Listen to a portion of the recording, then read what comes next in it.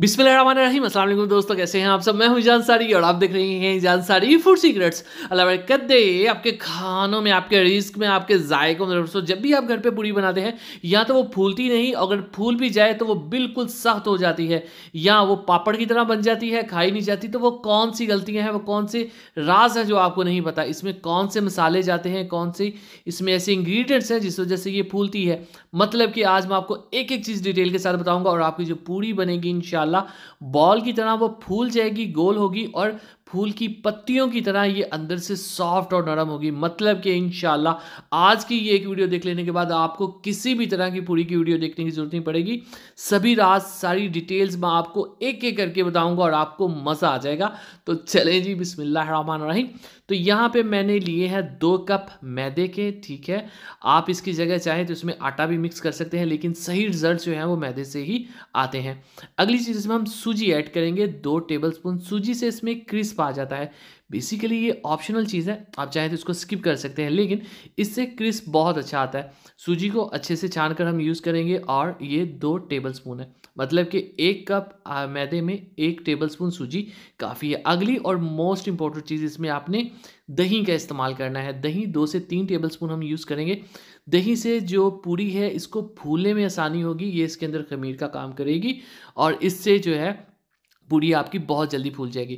Cooking oil लेंगे या घी ले लें आप, 1 टेबलस्पून इसके अंदर काफ़ी होगा। और 2 ढाई कप मैदे में 1.5 टीस्पून आपने नमक का इस्तेमाल करना है, याद रखिएगा। इससे कम ना करिएगा वरना ये फीकी बनेंगी और उनका टेस्ट नहीं निकलेगा।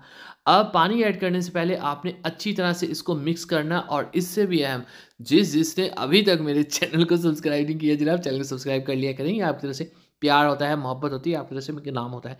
तो ये मत समझ लीजिएगा अगर आपने ये सारी चीज़ें एज इट इज़ ऐड कर ली तो आपकी पूड़ी फूल जाएगी या पूड़ी सही बन जाएगी, नहीं। इसकी सबसे जो अहम टिप है, जो सबसे अहम बात है, वो पेड़ा गूंदने के बाद आएगी। तो हमने इसकी एक डो बना लेनी है नॉर्मल सी, ठीक है। और इसको हमने स्टे दे लेना है कोई 15 मिनट का, ठीक है। उसके बाद एक दफ़ा हम इसको दोबारा से गूंद लेंगे हल्का सा, क्योंकि सूजी का इस्तेमाल है ना।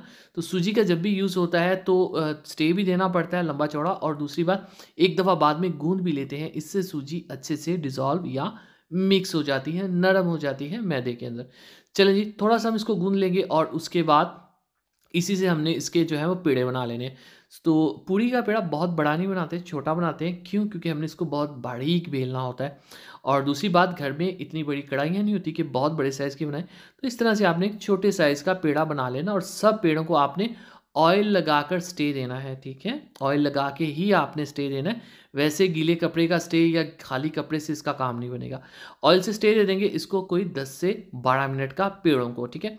उसके बाद सबसे अहम बात, इस रेसिपी में अगर कोई एक चीज़ जिसके बगैर ये रेसिपी बन ही नहीं सकती, वो ये बात होगी। वो क्या? कि इसको आपने बिल्कुल बारीक बेलना है। याद रखिएगा, अगर थोड़ा सा भी आपने इस पूड़ी को मोटा बेला तो ये एक बहुत सख्त किस्म की, ठीक है, खस्ता बिल्कुल नहीं होगी, सख्त और पत्थर जैसी आपकी पूड़ी बनेगी और आपको समझ नहीं आएगा कि ये बना क्या, और बहुत हद तक चांसेस है वो फूलेगी भी नहीं। मोटी पूड़ी जो होती है बेलने के दौरान ना तो वो फूलती है और ना वो फूल की पत्तियों की तरह, जैसे मैंने कहा, नरम होती है, ठीक है। तो इसके लिए आपने इसको ऑयल लगा के बेल लेना है, और इसको आप हाथों से भी कर सकते हैं, लेकिन बेलने से जो है वो ज़्यादा आसानी से हो जाती है। और बिल्कुल आपने इसकी गुलाई की कोई टेंशन नहीं लेनी, ये जैसी भी हो फूलने के बाद ठीक हो ही जाती है। पर अहम बात जो मैं बार बार कर रहा हूँ, इसको आपने इतना बारीक बेलना है, ये देखिए आप, ऑलमोस्ट ट्रांसपेरेंट हो जाती है। और अगर आप कभी हलवाई के पास जाएं तो वो देखिएगा, वो हाथों से जो बेलते हैं वो इतनी ही बारीक बेलते हैं, और इसको जब ऑयल में डालते हैं तो फ़ौरन से निकाल लेते हैं, क्योंकि इतनी बारीक होती है, फ़ौरन से कुक हो जाती है, ठीक है। इस स्टेप को आपने स्किप नहीं करना। अगर आपसे यहाँ पे गलती होती है, प्रॉब्लम कोई नहीं, आप बार बार ट्राई करिएगा, इंशाल्लाह आपसे परफेक्ट रिजल्ट आ जाएगा। और ये दूसरी अहम तरीन बात, ठंडे ऑयल के अंदर कभी भी पूड़ी ऐड नहीं की जाती। इतना गर्म किया जाता है कि इसमें से आपको स्मोक निकलता हुआ फील हो, ठीक है, तभी पूड़ी फूलती है, तभी ये फूल की तरह नरम होती है। वरना कम टेम्परेचर के अंदर ये पत्थर जैसी हो जाती है और नीचे बैठ जाती है। अब देखिए माशाल्लाह से ये फूलना शुरू होगी। इस तरह से आप एक पूड़ी बनाएं, आप 50 बनाएं, 100 बनाएं, सभी इंशाल्लाह फुटबॉल की तरह फूल जाएंगी। और बारीक होने की वजह से इसके जो पर्दे होंगे, जो ऊपर और नीचे हुए हैं, ये बहुत बारीक होंगे और नरम होंगे, सख्त नहीं होंगे ये, ठीक है। इसी तरह से मैं आपको दूसरी पूड़ी निकाल के दिखाता हूँ। फ्लेम को मैंने फिर हाई कर दिया, ठीक है। अब हम इसको ऐड करते हैं और ये देखिएगा कितनी जल्दी फ़ौरन से फूल जाती है। पूरी को आपने ब्राउन नहीं करना होता, याद रखिएगा। इसका हल्का सा जब स्किन कलर आ जाता है और ये फूल जाती है, आपने निकाल लेना होता है। ये बारीक होती है, ये अपनी गर्मी के अंदर ही पक जाती है। ये देखिए, मैं इसको पलटूंगा और हल्का सा स्किन कलर आया, ये देखिए, और ये साइड डन हो गई है। ये मतलब कि ये पक चुकी है। मैं आपको यहीं पे ये तोड़ के दिखाता हूँ, ये कितनी नरम है, मतलब कि बिल्कुल गुलाब की पंखुड़ियों की तरह। ये देखें, बिस्मिल्लाहिर्रहमानिर्रहीम। तो माशाअल्लाह, अल्हम्दुलिल्लाह, देखें जी, मेरे अल्लाह की शान, उसकी रहमतें, नेमतें और बढ़ते हमारा खाना। सो ये है पूरी की रेसिपी, सही रेसिपी। इसको आप ज़रूर ट्राई करिएगा और वीडियो को बार बार प्ले करके देखिएगा कि कौन कौन से मैंने स्टेप्स बताए हैं।